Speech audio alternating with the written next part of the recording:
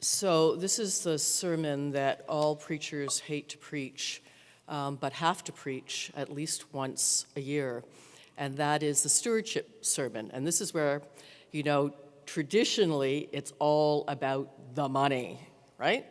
Because this is our season for commitment. And so when I first thought about what I was going to say today, I thought about a few things, and I picked these passages. Here you have the early Christian community really being communist. We've talked about that before in this congregation, sharing everything they own with each other. There are some 2,300 mentions of money in the Bible. It's the most mentioned topic, and what to do with it. And the answer is always you share it among those who need it most. Right now, I was going to talk about the 8 richest people in our world that have as much money as the bottom 50% of everyone. I was going to talk about how in 1952, corporations and people paid about the same in terms of what they donated to the common purse and taxes, and now people pay about 3.5 times as much as corporations pay. I was going to talk about how in the 1950s, the top tax range was over 90%. Can you imagine that? Over 90% for those with a lot of money. And interestingly enough, it was in the 50s that you could live in the city of Toronto on one salary. You could buy a house, have a car, and some lucky ones even had a cottage in those days. Why? Partly because of that more equitable tax basis. I was going to talk about the fact that money, just the amassing of wealth really doesn't help even those who amass it, because at the end of their lives, they die in the same way as someone in a shelter. That is, they're usually in a bed and they have a dresser sitting next to them, and if they're lucky, somebody who cares about them standing somewhere near and looks after them. And it doesn't matter if that bed's in a mansion. Doesn't matter if it's in a hovel. You die the same way. You can't take it with you. And I was going to talk about how the poorest give more, traditionally, in terms of the percentage of their income than the richest do, that they are the most generous. And I was going to tell you the story of Danny. Now, in my last church at Emmanuel Howard Park, we had an evening service. It was mainly folk who had mental health or addiction issues, street people mostly. And we would take up a collection there too. And Danny was addicted to crack, and Danny was on OW, so in those days he probably made just over $500 a month. So he would beg on the street corner, but every Sunday, the money that he would take in from begging, he would donate to our evening service. So the service always started with Danny walking up to the front and plunking a handful of coins into the collection plate, and I always said he was the most generous of all of our givers, because if you looked at his income, he tithed at least 10% of what he took in and gave back. So in short, I was going to talk about money. But it's not the season of money, it's the season of commitment. That's what it's called here at Trinity-St. Paul's. And commitment is so much more, isn't it? It's actually, commitment is not about money, it's about love. That's what it implies. It implies making pledges and oaths and living them out in love, in living for the other. That's what it implies. And I stand here because I was loved, I was lucky, I was so privileged. I grew up in a family that was profoundly dysfunctional, but yet one thing they got right, and that was in loving me. That's why I'm here. And I'm here because, as a woman said on my radio show last week, Jesus saved my ass. Jesus saved my ass. And not just any Jesus, but Jesus of the United Church of Canada, this weird institution that we're part of. This weird, wacky, wonderful institution. That Jesus, that embodied Christ, saved my ass. So this is my love letter to the United Church, and to this church, but to the United Church of Canada in particular. And a series of encounters that I've had with this church that really did save my ass. And the first one was when I was about 15 years old.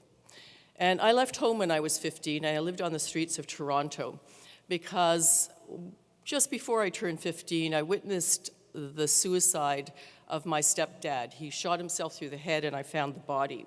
And we didn't have a term for it back in those days. Now we'd call it post-traumatic stress disorder. But much of my teen years, I don't remember very well. I kind of pieced them together because of the effect that it had on me. But I didn't want to stay in that house anymore. It was not safe. It was safer on the streets. And that's why most street kids are street kids, because it's safer on the streets than at home. So I left and I lived on the streets, and I slept outside in the summer and couch surfed in the winter. And there were only two ways of making money for a young woman, and I didn't like one of those options, so I sold drugs instead. So I was involved with drugs. And in the process of being involved in drugs and selling them, first LSD, which at that point wasn't even illegal, but I imported it. I always say this is my first contact with the Bible. I imported it in Bibles from California, hollowed out Bibles, and then sold it up here. So, the hand of God was there even then. But I didn't stop with LSD. I moved on to methadone, and that was dangerous, and I was having a hard time. And I wandered into the only place that I knew of at that time, and that was the Fred Victor Mission. It's still there. It's at the corner of Jarvis and Queen Street. And in those days, there was a chapel, and I just wandered in there because I really just wanted to be warm. And there I met a reverend, and I do remember his name, Reverend Zwicker. And Reverend Zwicker and the good staff at that wonderful place were one of the reasons I'm standing here today. That was my first encounter with the United Church. Thank you, United Church. The second encounter was as a young Marxist and young socialist, and I had no time for God, I had no time for Jesus, but I was very active politically. And in those days, we were fighting, and we won, against the Vietnam War and against Canada's involvement in the Vietnam War. And so I sat on a committee, this was later in my life, I sat on a committee to try to organize demonstrations. And there was a Communist Party on the committee. I remember all they wanted to talk about was the color of balloons. But there was the United Church on that committee, and they actually wanted to roll up their sleeves and get the work done. They were there. My second real encounter with the United Church. Thank you, United Church. My third encounter with the United Church was in 1988 when I walked into United Church with my family, because the United Church was the first and only denomination in North America to ordain openly gay and lesbian persons. And I would never have walked in to a church if they had not taken that stand. Thank you, United Church. My fourth encounter was in Richmond Hill United Church, the church that I walked into. But it wasn't in such happy circumstances. I had a very successful business. I made a lot of money back then. And in the early 90s, there was a recession, and my business started to fail. And all of a sudden, I had to make some very difficult decisions. And one of them was to sell our home and to move to a much smaller home. The other decision I made happily, which was to get out of the business world, period, and to go to seminary and to become part of the United Church. But guess what? The church was there through all of that. The church was there through all of that. And around that same time, my husband at that time, the father of my children, died in an accident, car accident. And the church was there for me then, too. And it was the church that came and visited us, not even in their area anymore, now downtown in the beach, not even in Richmond Hill. The church showed up, not only at the funeral and to do the funeral, but came to my house with casseroles so that we never went hungry, and we were never alone. Thank you, United Church. And the sixth encounter was really when I felt the call to ministry itself. Because I entered seminary not knowing really why. I just wanted to spend more time learning about what was in this bizarre book, written over thousands of years by thousands of people. I wanted to understand how I could be Christian and not leave my brains at the door, and be Christian and not be like those right-wing Christians that I heard about and that I read about. I wanted to know how to be that kind of Christian that turns up to anti-Vietnam rallies, that looks after street kids, that stands there with the most marginalized and keeps them alive. I wanted that kind of Christianity, and the United Church was that kind of Christianity. Thank you, United Church. And I remember in my first pastoral charge in the country, I brought our youth group to the city to visit Metropolitan United Church, and they had a program, an outreach program for street kids. And there my kids met a kid much like I was back in the day, a kind of kid that they'd never, ever meet in the country. And this kid told my kids from the country a story. He said that his mother was profoundly abusive. In fact, she kicked him out of the house when he was 15 with nothing and told him never to come home again.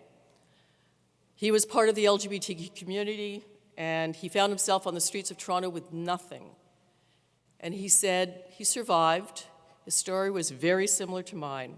But he said now what he was doing, apart from showing country kids around the city, was looking after his mother, because she had Alzheimer's and she couldn't look after herself anymore. So he went back home to look after her. Thank you, United Church. The very, very best people I've met in my life, I've met here. They're still my best friends, even after 11 years in politics. They're still my best friends. They're still my mentors. They're still my family of choice. This has saved my life, and I'm not alone. It saves many lives. That's what we're doing here. We are building a place, a sanctuary, because we want to save lives. Churches ringed around the World Trade Center when 9/11 happened. They saved lives. We are all called into service. And after reading the news from last week, we know what kind of service that is. It's a profound service for people who are broken, for people who are hated, for people just like us. There was a young woman sexually assaulted on the steps of this church since I've come here. And she stumbled in, she was very stoned. And we managed to get her to a hospital and get her help. What if those steps weren't there? What if this place wasn't here? I've dealt, just in the months that I've been here, with a number of potential suicides. A refugee just the other day who may be going back to a country, in this case China, to certain execution because of his faith. And I got to write a letter to try to save his life. This place saves lives. This holy place deserves commitment because it is so committed to others. Commitment is love made real. And you know, it doesn't matter how many people come to worship. I always say Jesus was the worst evangelist of all time if it was about numbers. In 3 short years of ministry, he took 5,000 people at Sermon on the Mount, and he whittled it down at the time of his death to a few, mainly women, who followed him. That's not what evangelism is about. It's not about numbers. It's about commitment. It's about love. That's what it's about. I had an old professor at Emmanuel who came in. I can't remember his name, but he'd be about 150 if he was still alive. And he said that in the 1930s, nobody came to church. He said they were worried about closing churches. And then he said the war happened, and everyone came to church. In fact, we were building a church a week back then in the United Church of Canada, and he said, we did nothing different. We just loved people, and we were there for people, and we were committed for people. That's what love is. So in answer to the question that's been the theme for this stewardship period, who is for the other, I can say, I know we are.